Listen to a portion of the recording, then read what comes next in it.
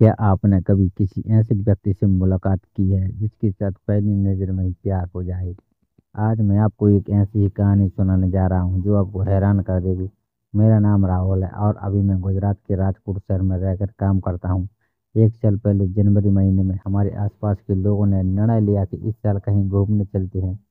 सबने पूरे मध्य प्रदेश को घूमने का प्लान बनाया। मेरे घर वाले भी जा रहे थे घूमने। मेरा मन तो नहीं था, पर मैं काम से थोड़ा फ्री होना चाहता था, तो मैंने भी हामी भर दी। हमारे पड़ोस की फैमिली वाले भी जा रहे थे। उनमें से घर से कुछ ही दूरी पर रहने वाले चाचा जी ने अपने बेटे को भी बुलवा लिया था। पुनीत नाम था उनकी बेटी का। वह अपनी पत्नी के साथ ट्रिप पर जा रहा था। हम सब ने अपनी सीट चुन ली और यात्रा के लिए निकलने ही वाले थे कि चाचा जी अपनी परिवार के साथ चढ़े बस में। उनके साथ उनकी पत्नी, उनका बेटा पुनीत और उसकी पत्नी, यानी इस कहानी की असली नायिका भाभी भी चढ़ी। सारे मर्द उन्हें देखते ही रह गए। वह इतनी खूबसूरत लग रही थी, दिखने में बहुत ज्यादा तो नहीं पर गोरी थी, पर उसने अपनी खूबसूरत ड्रेसिंग सेंस से सबको आकर्षित कर लिया था। मैं पीछे की तरफ बैठा हुआ था। चाचा जी की फैमिली देर से आई तो उन्हें पीछे की सीट मिली। मेरे सामने चाचा जी और चाची जी और मेरे पीछे की सीट पर पुनीत और उसकी पत्नी आशा बैठी हुई, जिसकी उम्र लगभग 26 साल हो गई। वह दिखने में बहुत ही सुंदर थी। मेरे बाजू में एक प्यारी सी बच्ची बैठी हुई थी जिसकी उम्र लगभग 6 साल के करीब होगी। वह बाहर के नज़ारे देखना चाहती थी, तो मैंने उसे खिड़की की सीट दी और मैं भी कुछ देख सकूं, इसलिए मैं साइड में आ गया। अब मैं बच्ची को कुछ दिखाने के बहाने बाहर देखता तो तिरछी नज़र से भाभी को देख लेता था। क्योंकि हम शाम को 8 बजे निकले थे तो रात के 10 बजे के करीब बस रुकी एक ढाबे में।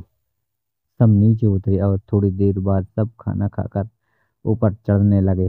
तो मैंने सोचा बात करनी चाहिए, क्योंकि पुनीत लगभग मेरी उम्र का ही रहा होगा। तो मैंने पीछे पलटकर बात शुरू की। नमस्ते भैया जी, मेरा नाम राहुल है। तभी भैया बोले, मेरा नाम पुनीत है, ये मेरी पत्नी आशा। मैंने कहा, नमस्ते भाभी जी, आप यहीं रहते हैं? देखा नहीं कभी। पुनीत बोले, हम राजकोट में रहते हैं, वहाँ जॉब है मेरी। इस तरह बातों बातों में दोस्त जैसा संबंध बना लिया, पर भाभी से उतनी बात नहीं हो पाई। ढलती रात के साथ सब सोने लगे, पर मुझे जल्दी सोने की आदत नहीं थी, तो मैं मोबाइल में मूवी और व्हाट्सएप चलाने लगी। अब सब सोने लगे थे, हमने लाइट भी ऑफ करवा ली। शायद पुनीत ने गुड किस भी ले ली थी, क्योंकि चुम्मी की आवाज़ आई थी। तो मैं हल्का सा पीछे मुड़ा तो भाभी मुस्कुरा रही थी। मैं भी उन्हें देख मुस्कुरा दिया और लगे रहो करके तमक किया तो वह मुस्कुराने लगे। मुझे उस हसीन हुस्न को देखकर अब सुकून कहाँ था। मेरा मन अब सोने का नाम भी नहीं ले रहा था।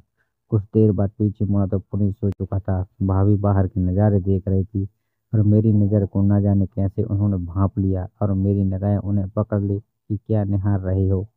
बाहर से आने वाली रोशनी में भाभी बहुत खूबसूरत लग रही थी। मेरी निगाहों को पकड़कर मुझसे इशारे में कहा, क्या देख रहे हो? मैंने हार के इशारे से बताया, बहुत खूबसूरत लग रही हो।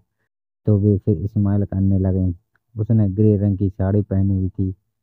पूरे ब्लाउज में भी उसका भरा बदन एक जवान मर्द को तड़पाने वाला हुस्न था। रात के करीब 2 बजे बस के एक ढाबे पर रुकी और सबसे कहा, जिसे बाथरूम जाना हो होकर आ जाए। तो कुछ लोग उतरे, मैं भी उतर गया मजे लेने खुली हवा में।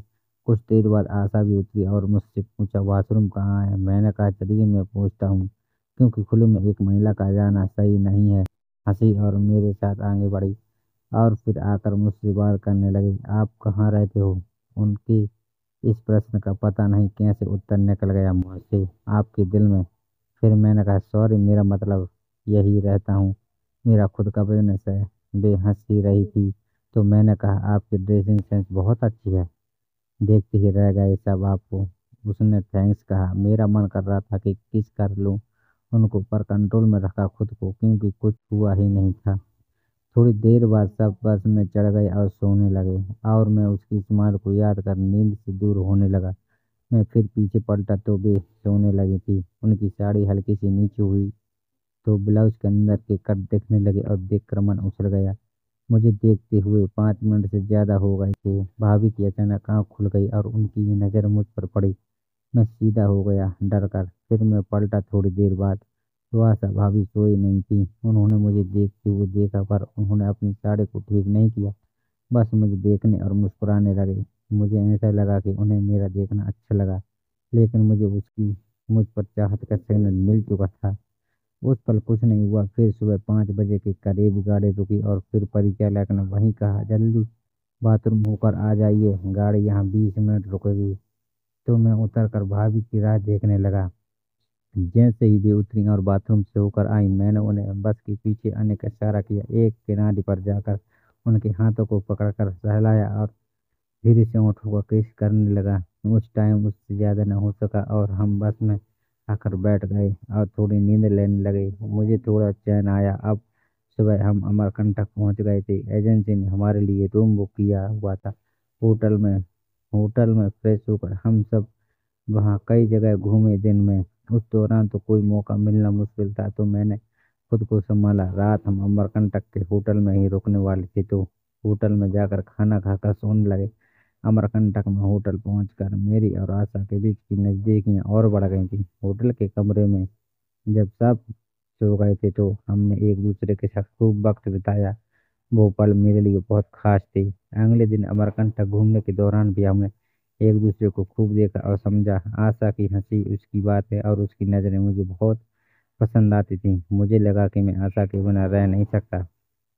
कुछ दिनों की यात्रा के बाद सब वापस अपने अपने घरों को लौट गए। हमने एक दूसरे को फोन नंबर और सोशल मीडिया अकाउंट्स एक्सचेंज किए थे।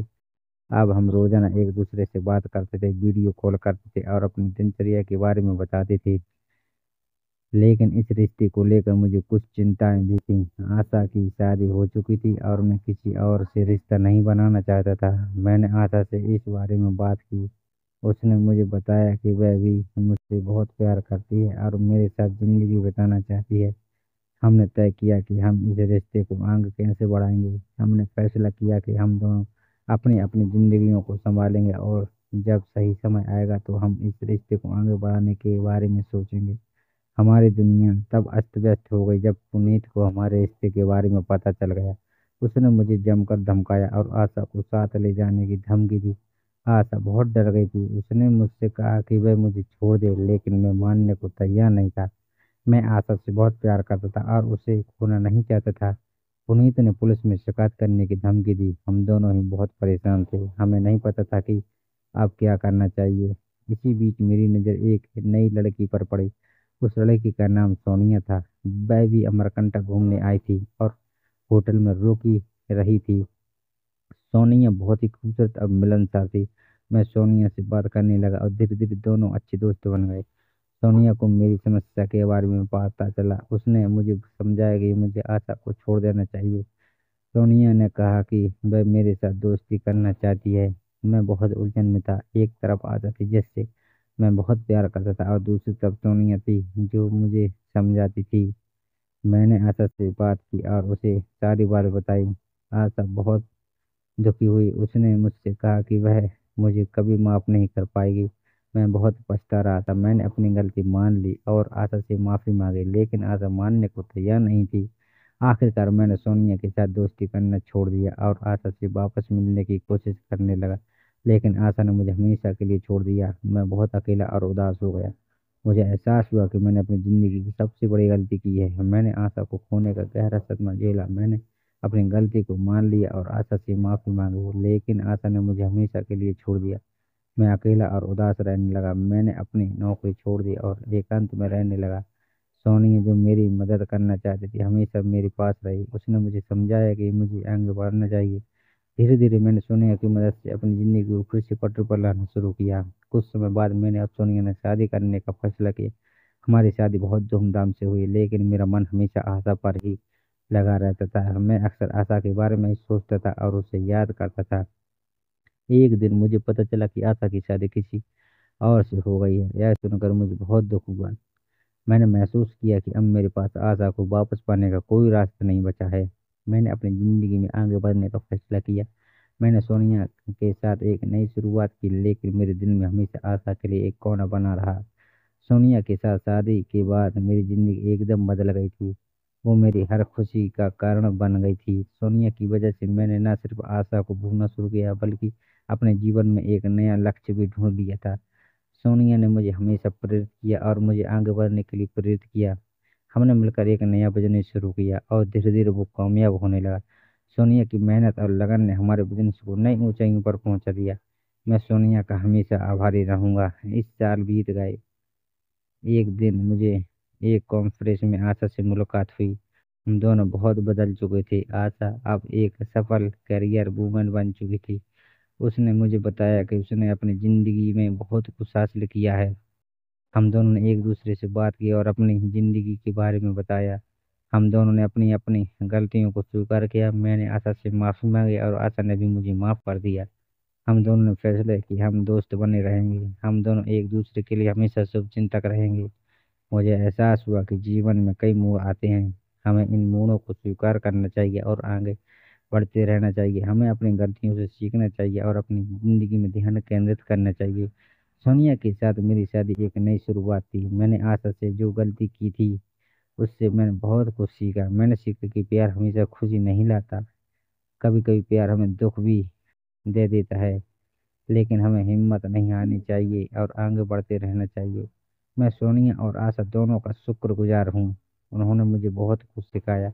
मैं अपनी ज़िंदगी से संतुष्ट हूँ।